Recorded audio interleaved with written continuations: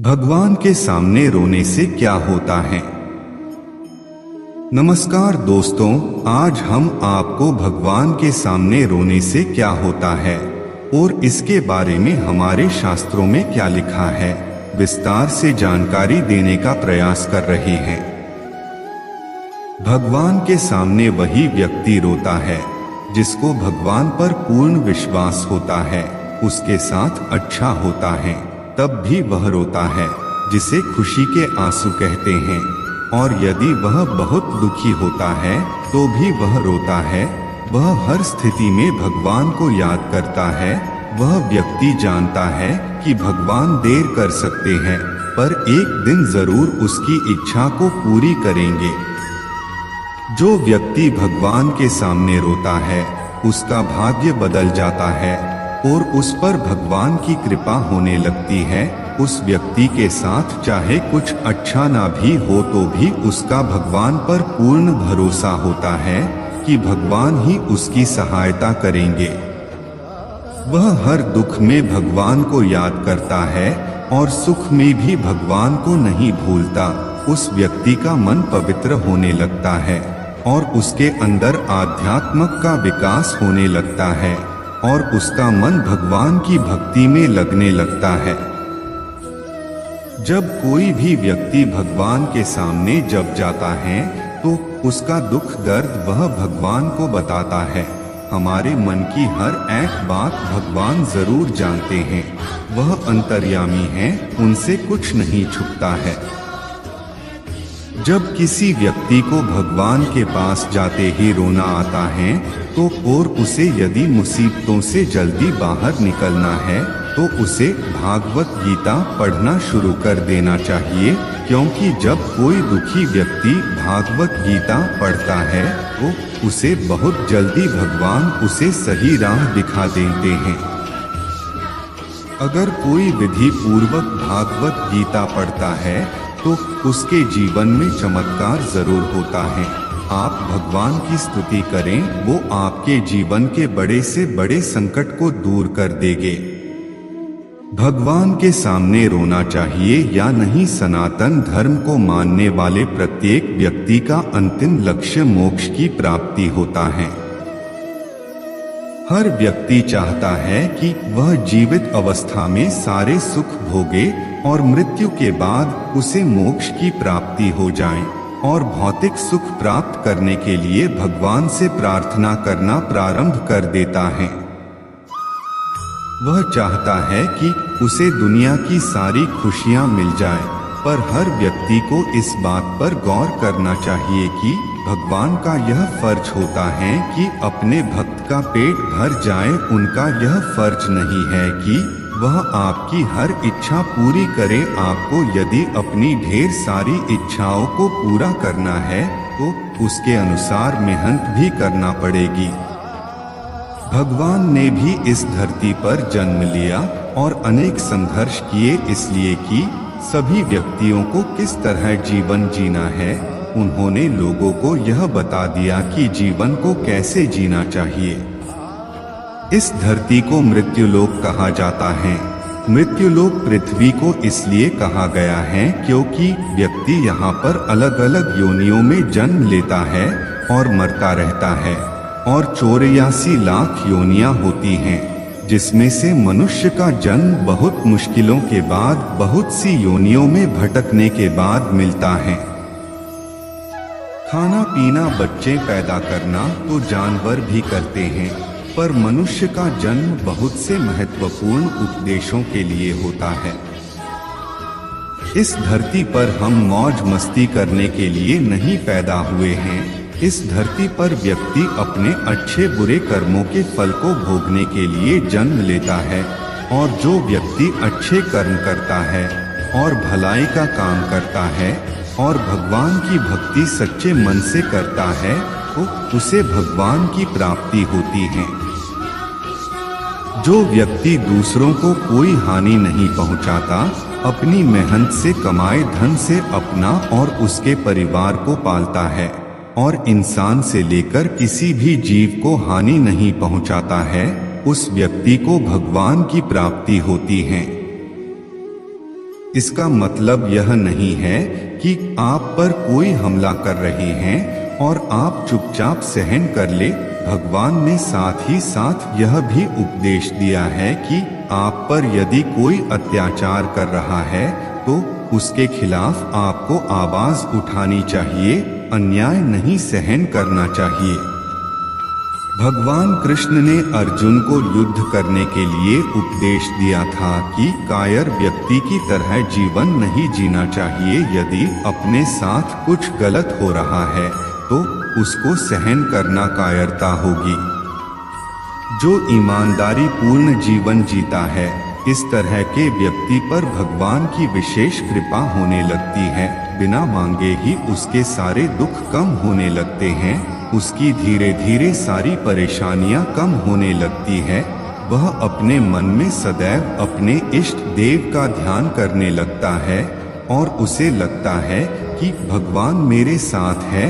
उसके साथ बुरा होता है तो भी वह भगवान की इच्छा समझता है, और अच्छा होता है तो भी वह भगवान की कृपा समझता है।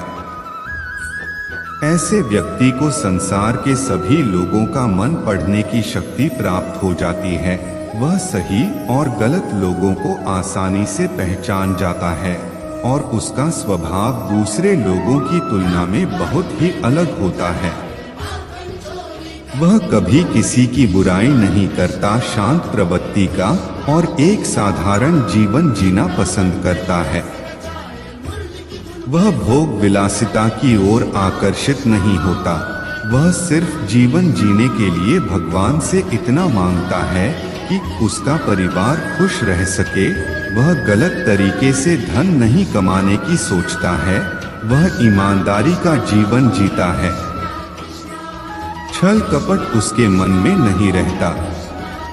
प्रत्येक व्यक्ति अपने इष्ट देव से प्रार्थना जरूर करता है, और जब वह भगवान के मंदिर में जाता है या फिर भगवान की भक्ति करता है तो उसके मन में बहुत से अच्छे बुरे विचार आते हैं और वह अपने दुखों को याद करके अपने आंसुओं को रोक नहीं पाता है।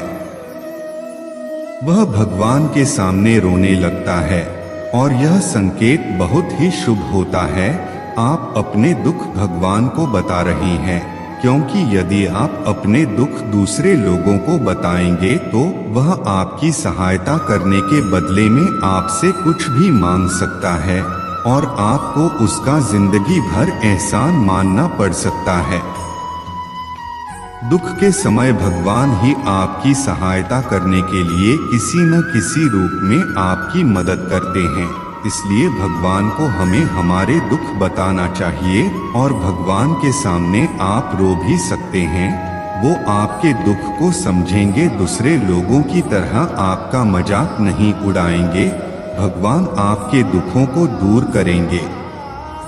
आपके जीवन में कितनी भी बड़ी परेशानी आए, आप उसे भगवान को बताएं और सच्ची प्रार्थना करें तो आपको चमत्कारी फायदे होंगे। धार्मिक पुस्तकें पढ़ने से जो मन को एकाग्र शक्ति और शांति प्राप्त होगी, जो कभी आपने सोचा भी नहीं होगा। आपकी सारी चिंता समाप्त होने लगेगी और मानसिक तनाव दूर होगा। इस दुनिया में अच्छे बुरे सभी तरह के लोग होते हैं और जब आपके अच्छे दिन आने वाले होते हैं तो आपको अच्छे मित्रों की भी प्राप्ति होती है। इस दुनिया में दो तरह के व्यक्ति हैं, एक तो भगवान पर विश्वास करने वाले और दूसरे वे लोग हैं जो भगवान को नहीं मानते। ये वे लोग होते हैं जो सिर्फ उन पर यदि कोई मुसीबत आती है तो भगवान को याद करते हैं, और इन लोगों को दूसरों की खुशी बर्दाश्त नहीं होती है। ये दूसरे लोगों से जलते रहते हैं और जो भगवान की पूजा करते हैं उन लोगों से भी जलते हैं। कोई व्यक्ति नियमित रूप से भगवान के मंदिर जाता है तो बहुत से लोग उनके बारे में बातें करने लगते हैं कि अरे यह तो दिखावा कर रहा है, पर दिखावा करना भी बहुत मुश्किल होता है। सामने वाले व्यक्ति की तरह आप 7 दिन भी दिखावा नहीं कर पाएंगे। इस तरह की बातें स्वार्थी व्यक्ति ही करते हैं, जो सिर्फ दुख में ही भगवान को याद करते हैं। 5 मिनट ही चाहे आप भगवान से प्रार्थना करो, इस बीच बहुत जरूरी हो तो ही उठे, क्योंकि आप पूजा कर रहे हैं और किसी का फोन आ गया, आप पूजा अधूरी छोड़कर बातों में लग जाते हैं, यह भगवान का अपमान होता है। यदि कोई व्यक्ति नियमित रूप से भगवान की पूजा करने लगता है तो उसका भगवान की भक्ति के बिना मन नहीं लगता। जिस तरह जीने के लिए भोजन जरूरी है, उसी तरह उसका मन भगवान की भक्ति किए बिना किसी भी काम में नहीं लगता है। वह सिर्फ दुख में ही नहीं भगवान को याद करता है, वह तो रोज ही भगवान की भक्ति करता है। जब व्यक्ति नियमित रूप से भगवान को याद करता है तो उसके चारों ओर एक सकारात्मक ऊर्जा का घेरा बनने लगता है, और जब भी वह अपने इष्ट देव से प्रार्थना करता है तो दैवीय शक्तियां उसकी और उसके परिवार की रक्षा करने लगती है। सुख दुख छोटी बड़ी परेशानियां तो सभी के जीवन में आती रहती है, पर जो व्यक्ति नियमित रूप से भगवान को याद करता है उसके साथ बुरी दुर्घटनाएं नहीं होती और उसका मानसिक तनाव कम होने लगता है। आप यदि किसी मनोकामना की पूर्ति के लिए भगवान की भक्ति करते हैं और फिर भक्ति करना छोड़ देते हैं, यह गलत तरीका होता है। ऐसा करने पर दैवीय शक्तियों का आप पर कृपा होनी कम हो जाती है। सुदामा ने भगवान से सिर्फ उनकी भक्ति मांगी थी।